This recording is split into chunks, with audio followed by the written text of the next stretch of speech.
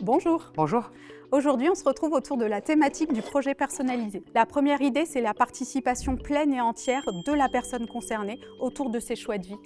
La co-construction et la mutualisation de l'ensemble des compétences de tous les acteurs. Et enfin, le fait que ce soit un processus continu dont le rythme peut varier en fonction de la personne elle-même. On prend un exemple. Caïs? Oui, alors Caïs, il a 9 ans, il est accompagné par le DIM déjà depuis quelques années et la seule chose qu'il nous dit, lui, c'est qu'il veut être président de la République. Alors il ne le dit pas comme ça, il dit juste « je veux être Macron ». Alors les parents, les attentes ne sont pas au même niveau. Eux, c'est plutôt qu'ils soient calmes dans les lieux publics et puis qu'ils apprennent à lire. Donc on a un môme qui veut être président de la République et des parents qui veulent simplement qu'il soit plus sage et meilleur à l'école. Bon, on construit comment un projet personnalisé avec tout ça? On demande à Caïs, c'est quoi être président?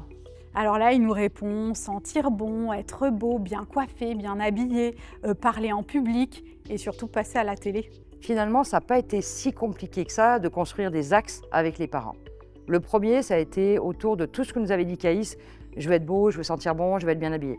Ouais, on a travaillé vraiment des séquençages à domicile avec l'ergo, l'éduc, ou vraiment pour gagner en autonomie sur le temps de la douche et aussi sur tout ce qui est choix vestimentaire, les couleurs qui vont ensemble et tout ça. Ouais, je me rappelle qu'il arrivait au gym avec les cheveux bien coiffés, il sentait super bon. Après, le deuxième axe, c'était tout ce qui tourne autour du langage, avec notamment tout ce qui était articulatoire, où les parents tenaient absolument à maintenir l'orthophonie. Et il y a eu aussi tout le travail pédagogique. Oui, on a mis en place les récitations avec les enseignants. Les récitations, elles étaient reprises aussi au domicile. Ça lui a permis de s'entraîner.